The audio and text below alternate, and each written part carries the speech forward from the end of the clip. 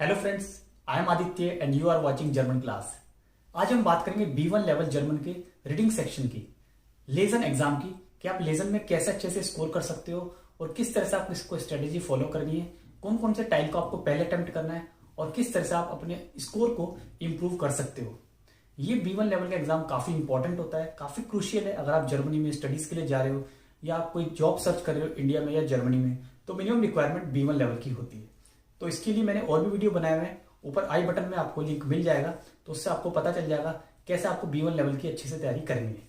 तो चलिए शुरू करते हैं आज का वीडियो। सबसे पहली बात, जो B1 लेवल का जो रीडिंग सेक्शन है, इसमें टोटल आपको 30 क्वेश्चंस मिलते हैं। 30 क्वेश्चंस मिलते हैं और इसमें मिनिमम स्कोर जो आपको चाहिए पास होने के लिए, दैट इज 60%।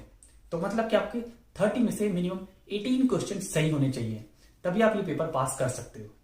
तो हम देखेंगे कि किस तरह से आप ये स्कोर करोगे, किस तरह से आप ये स्कोर पा सकते हो और कैसे आप अपना स्कोर इवन इससे भी ज्यादा ले जा सकते हो।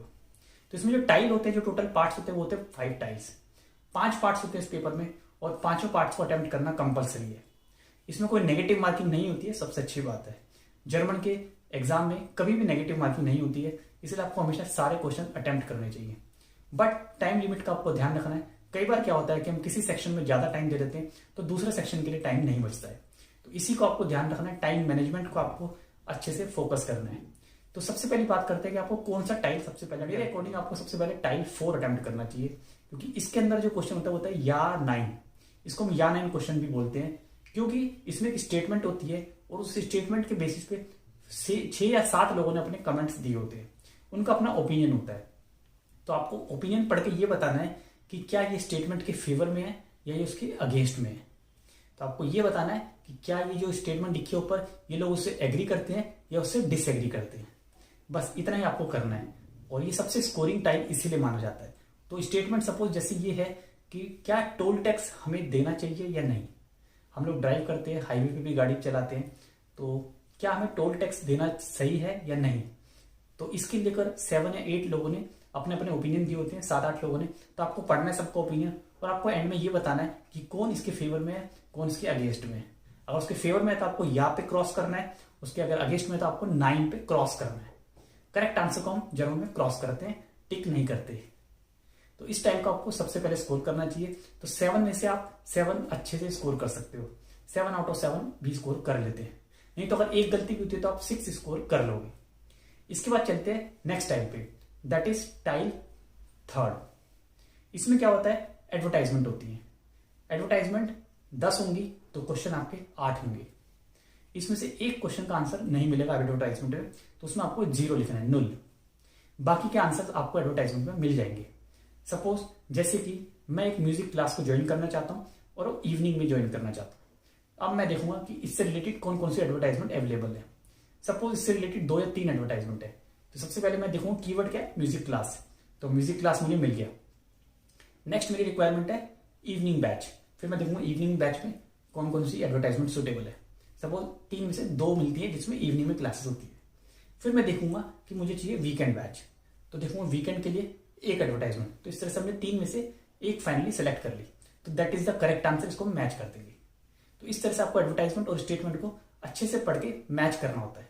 कई बार क्या होता है, एक स्टेटमेंट से रिलेटेड 2 या 3 एडवर्टाइजमेंट मिल जाते हैं सिमिलर, तो उसमें कंफ्यूजन के चांसेस होते हैं।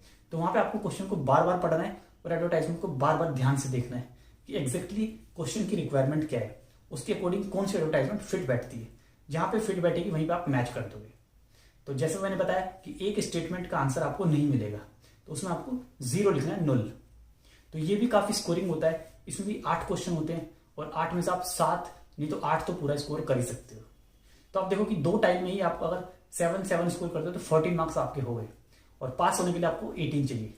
तो बाकी के 3 टाइम में आप 4 नंबर आराम से ले सकते हो। तो ये स्ट्रेटेजी आपको फॉलो करनी है। इसमें क्या होगा कि आपके पास टाइम भी बचेगा और बाकी के सेक्शन पे भी आप ध्यान लगा सकते हो। अब आगे बढ़ते हैं कि नेक्स्ट टाइल कौन सा अटेम्प्ट करना चाहिए। अब इसके बाद आपके पास 2 ऑप्शन है, या तो आप टाइल 2 अटेम्प्ट करो या फिर टाइल 5 करो। टाइल 2 में क्या है कि आपको 2 पैराग्राफ होते हैं और दोनों पैराग्राफ के बेसिस पे 3-3 क्वेश्चन होते हैं। तो मतलब टोटल क्वेश्चन 6। और हर एक पैराग्राफ में जो क्वेश्चन 1 होता है वो होता है कि पैराग्राफ किसके बारे में है। एक्चुअली आपको समरी बतानी होती है कि व्हाट इट टॉक्स अबाउट। तो ये आपको तभी पता चलेगा जब आपको पूरा पैराग्राफ पढ़ोगे। तो इसलिए इस फर्स्ट क्वेश्चन को हमेशा लास्ट में अटेम्प्ट करना है। ध्यान रहे, टाइल 2 के जो 2 पैराग्राफ है उसका जो फर्स्ट क्वेश्चन है वो आप लास्ट में अटेम्प्ट करोगे और आप शुरू करोगे क्वेश्चन 2 से, क्वेश्चन 3 से और लास्ट में जाओगे क्वेश्चन 1 पे। तो ये आपको ध्यान रखना है इस टाइल में, टाइल 2 में बहुत स्कोरिंग होता है, इसको भी एक बार पढ़ोगे तो समझ आ जाएगा। उसके बाद आप पढ़ सकते हो टाइल 5। टाइल 5 में क्या होता है, 5 क्वेश्चंस होते हैं, छोटा सा पैराग्राफ होता है। सपोज मैं एग्जांपल देता हूं, एक पैराग्राफ है जर्मन म्यूजियम के बारे में। जर्मन म्यूजियम के बारे में अलग अलग इंफॉर्मेशन दी हुई है। कहीं पे इंफॉर्मेशन दी हुई है जर्मन म्यूजियम की शॉप के बारे में, कहीं पे एंट्री टिकट के बारे में, कहीं पे म्यूजियम के टाइमिंग के बारे में। ठीक है, तो इस तरह से आपको देखना है। जो क्वेश्चन है वो 5 क्वेश्चन होंगे। सपोज फर्स्ट क्वेश्चन ही मिल जाता आपको कि जर्मन म्यूजियम का टाइमिंग क्या है, तो टाइमिंग के लिए आप देखोगे टाइमिंग का टाइटल दिया होगा तो सिर्फ उसी को पढ़ना है। सेकंड क्वेश्चन में आपसे पूछा कि जर्मन म्यूजियम में किस तरह की बुक्स मिलती है, तो आप जर्मन म्यूजियम का जो बुक वाला जो सेक्शन है नीचे सिर्फ उसी को पढ़ोगे तो वहां पे आपको उसका आंसर मिल जाएगा। मतलब ये है कि हर एक क्वेश्चन के लिए आपको कीवर्ड निकालना है और कीवर्ड निकालने के बाद आपको सिर्फ वही टेक्स्ट पढ़ना है, क्योंकि उस टेक्स्ट के अंदर भी टाइटल्स गिवन है अलग अलग। आप सिर्फ उस पर्टिकुलर टाइटल को पढ़ोगे उसका आंसर आपको इजीली मिल जाएगा। तो इस तरह से ये टाइल 5 भी काफी स्कोरिंग होता है। इसमें टाइम भी कम लगता है और इसमें आप फुल स्कोर भी कर सकते हो। और लास्ट में आप करोगे टाइल 1 को अटेम्प्ट, क्योंकि टाइल 1 जो थोड़ा सा टाइम कंज्यूमिंग है और इस टाइम कंज्यूमिंग के कारण आपके बाकी के टाइल मिस हो सकते हैं या आप जल्दबाजी में उनमें गलती कर लोगे। तो इस तरह से आपको अपनी स्ट्रेटेजी बनानी है और आई होप आपको ये वीडियो काफी पसंद आया होगा। काफी इंफॉर्मेटिव वीडियो था। अगर वीडियो पसंद आया तो लाइक जरूर करना और शेयर करना। मिलते हैं एक नए वीडियो में। Till then bye bye, take care.